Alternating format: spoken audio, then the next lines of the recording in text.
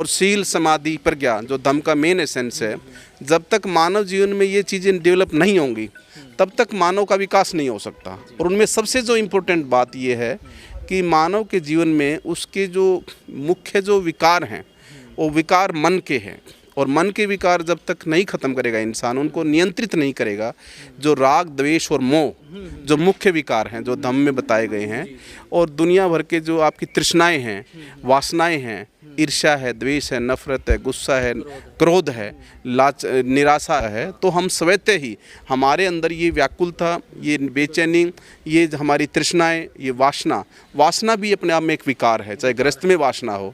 और तृष्णाएं तो भगवान बुद्ध ने दुख का कारण बताया है, दुख के 7 कारण बताए हैं मोटा मोटा, लेकिन तृष्णा उसमें एक मुख्य कारण बताया गया।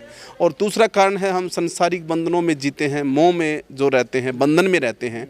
बंधन चाहे किसी चीज़ का भी हो, बंधन भी आदमी के दुख का कारण बनता है। तो ऐसा हम देख रहे हैं। जय भीम, नमो बुद्धाय। दोस्तों, मैं पुनीत गौतम और देखना शुरू कर चुके हो समीक्षा संवाद टीवी। इस वक्त दिल्ली के उत्तम नगर में हूँ और उत्तम नगर में संत गाडगे महाराज जी का एक मंदिर है। यहाँ पर आज धम्म चक्र प्रवर्तन दिवस का कार्यक्रम आयोजित किया जा रहा है। तमाम साथी यहाँ पर मेरे साथ में हैं, इनसे बातचीत करने की कोशिश करूँगा और इनका पहले परिचय लेंगे। सर, क्या आपका परिचय? मैं डॉक्टर देशराज हूँ, पेशे से डॉक्टर हूँ, और बाकी तो अपने प्रोफेशन के साथ साथ पिछले 20-25 साल से समाज में मैं बाबा साहब का मिशन, बाबा भगवान बुद्ध का धम्म, भारतीय संविधान पढ़ाओ बचाओ आंदोलन और संतों की विचारधारा पे मैं अपना जीवन लगाया हुआ है। और आज जो विशेष तौर पर हम यहाँ पर इकट्ठे हुए हैं, उसमें जो उपलब्धि ये है कि अभी रिसेंटली यूनेस्को ने जो है ना सारनाथ को जो विश्व धरोहर जो घोषित किया है, जिससे पूरे विश्व में भगवान बुद्ध के संदेश का वो एक जो है ना जाएगा। तो उनकी शिक्षाओं को आज हम आगे बढ़ाने के लिए संत गाडगे मिशन एवं श्रावक संघ, जो भगवान बुद्ध के टाइम का संघ था श्रावक संघ, वो मैं उसका संस्थापक हूँ और गाडगे मिशन के ये अध्यक्ष हैं GD दिवाकर जी।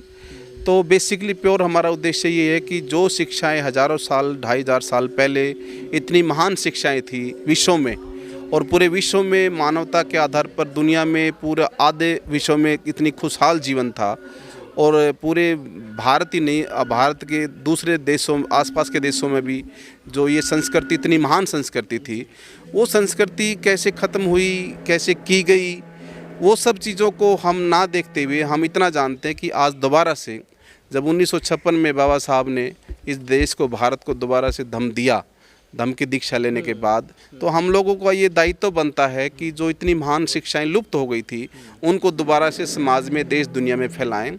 और आज ज़रूरत भी है, क्योंकि हर इंसान नफ़रत में, एक दूसरे के प्रति दुनिया भर की जो ना द्वेष भाव रखता है, और धर्म का जो है ना धीरे धीरे करके कहीं ना कहीं देख रहे हैं हम गिरावट आ रखी है, मानव जीवन में धर्म गिर चुका है। धर्म का सर पूरी परिभाषा तो वैसे तो हम अगर समझे तो बौद्ध धम्म जो है वो धम्म है, और बौद्ध धम्म में जो मुख्य जो विशेषता ये है कि एक व्यक्ति के अंदर वो बेसिक सील होने चाहिए, चोरी नहीं करे, झूठ नहीं बोले, व्यभिचार ना करे, मांस पत्ते का सेवन ना करे, नशा पतन ना करे, और किसी का चीज़ का प्राणी की हत्या ना करे, ये पंचशील हैं।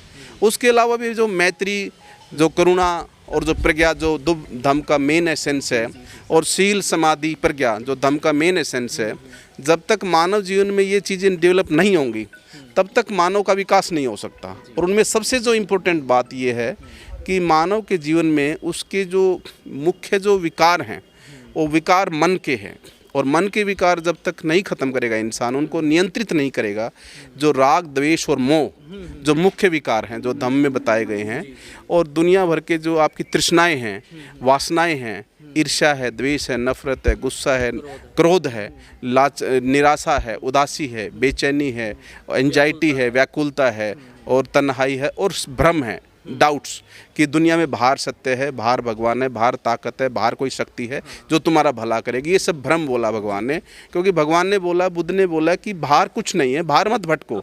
हमारे संतों ने भी यही बोला, रविदास ने, हमारे गुरु नानक ने, हमारे कबीर साहब ने यही बोला, बाहर कुछ नहीं है साधु, सब कुछ अंदर है।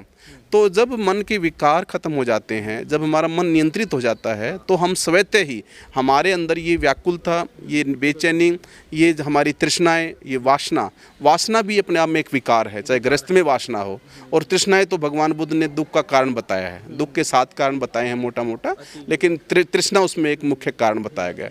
और दूसरा कारण है, हम संसारिक बंधनों में जीते हैं, मोह में जो रहते हैं, बंधन में रहते हैं। बंधन चाहे किसी चीज़ का भी हो, बंधन भी आदमी के दुख का कारण बनता है। तो ऐसा हम देख रहे हैं कि आज जीवन में इंसान का स्तर बहुत डाउन हो गया है। तो इसलिए हमारा यही मिशन है, यही संदेश है कि आज इस दुनिया को दोबारा से, भारत को भगवान बुद्ध की शिक्षाओं की ज़रूरत है। क्योंकि मानव आपस में छोटी छोटी चीज़ों को लेकर एक मार काट देता है, एक दूसरे का छल करता है, धोखा करता है, किसी का दिल दुखाता है, अधिकारों का हनन करता है, कहीं भाईचारा नहीं देखने को मिलता है। तो ये धर्म या धम जो गिर चुका है, उसको दोबारा से, भगवान बुद्ध ने बोला था कि दोबारा से धम का चक्कर चलेगा। जो टर्निंग ऑफ व्हील, जो सारनाथ में जो धम की शिक्षा जो आज से 2500 साल पहले धम ने शुरू की थी, उन्होंने उस टाइम पे जो धम का चक्कर चलाया था कि दोबारा से 2500 साल बाद दोबारा से धम इस दुनिया में फिर फैलेगा। तो मुझे लगता है समय आ गया, और भारत बढ़ रही है, धम का समय आ गया, और भगवान बुद्ध और बाबा साहब ने इसका आगाज़ कर दिया था। और भारत में आज हम देखते हैं कि धम की शिक्षाएँ बहुत ज़ोरों शोर से जिस देश में, दुनिया में फैल रही हैं, पूरे विश्व में फैल रही है। और यूनेस्को ने जब इसको डिक्लेयर कर दिया तो ये और हमारे लिए अचीवमेंट की बात है। तो हमारा यही संदेश है कि हम भाईचारा चाहते हैं, मैत्री चाहते हैं, और मानवीय गुणों को आगे बढ़ाना चाहते हैं। क्योंकि हम नहीं चाहते कि इंसान अपने ही जो न विकारों में, अपने ही जो न दुनिया भर के जो गलत संस्कार बनाए हुए हैं, अकुशल कर्म करता है आदमी, अज्ञानता में अकुशल कर्म करता है, क्योंकि वो जानता नहीं कि दुनिया क्या है और सत्य क्या है, और वो कुछ दूसरे ही भ्रम में अपने आप को महान समझता है या बहुत उपलब्धि समझता है। सत्य कुछ और है। तो अज्ञानता को ख़त्म करके जब अकुशल कर्म को हम सकुशल कर्म करेंगे, तो हमारा इस जीवन के अंदर से जो बंधन है, के बारे में भी, राग के बारे में, राग, हमारे आज के मुख्य वक्ता हैं श्री कृष्ण शरण जी, ये भी आए हैं। राग द्वेष मोह, जैसे कि राग, मैं बताता हूँ कि राग द्वेष मोह तीनों चीज़ें हैं। जैसे किसी भी चीज़ के प्रति, इसको समझने के लिए हमें पटिच्च समुपपद पढ़ना पड़ेगा। प्रतित्व समुत्पाद का नियम वो क्या होता है? प्रतित्व समुत्पाद का नियम ये होता है कि कंडीशन जेनेसिस, जो इंग्लिश में शब्द है, कि आपका अज्ञानता में आदमी अकुशल कर्म करता है, अकुशल कर्म से उसी तरीके का उसका चित्त का निर्माण होता है, ऐसी चेतना बनती है। उसी चित्त के निर्माण के अनुसार उसका वैसा ही नाम और रूप बनता है, उसी नाम और रूप के अनुसार, यानी मन और शरीर बनता है। उसी नाम और रूप के अनुसार आदमी की 6 इंद्रियां बनती हैं, 6 आयतन। 5 इंद्रियां जो हम जानते हैं, 6ठी इंद्रिय भगवान ने मन बताया है।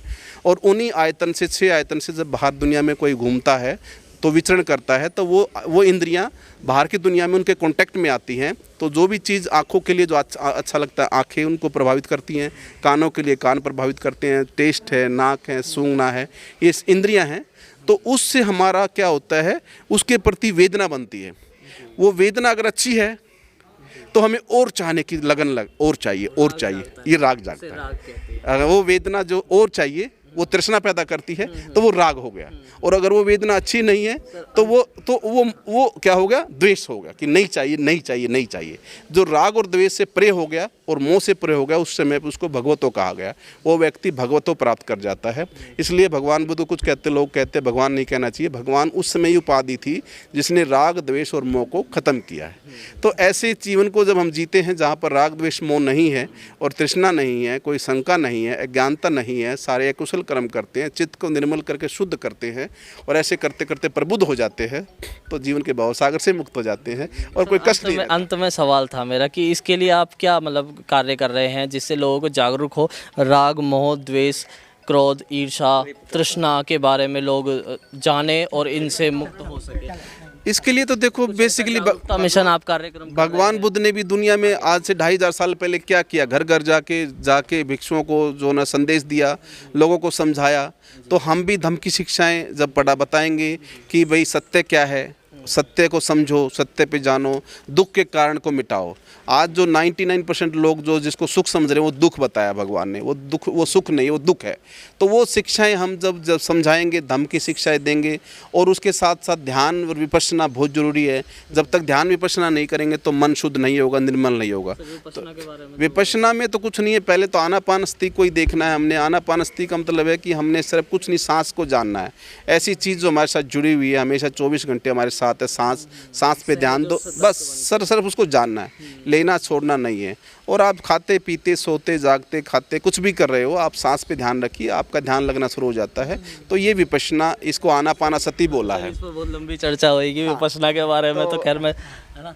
तो इसलिए यही संदेश है कि हम जो ना दुनिया में, हाँ यही है कि आज इस दुनिया को, भारत को ही नहीं पूरे विश्व को, जहाँ विश्व युद्ध चल रहा है, पूरे बड़े बड़े महाशक्तियाँ लड़ रही हैं, और ऐसे इनोसेंट लोग, बेचारे बच्चे ऐसे ऐसे मारे जा रहे हैं, वो सब उनकी अज्ञानता है। अज्ञानता की मैं अहंकार है। अहंकार अपने आप में एक अज्ञानता है, एक दुख का कारण है, जो कि आदमी के विनाश का कारण है। तो वो अज्ञानता है, मैं है, जो सुपरमेसी है।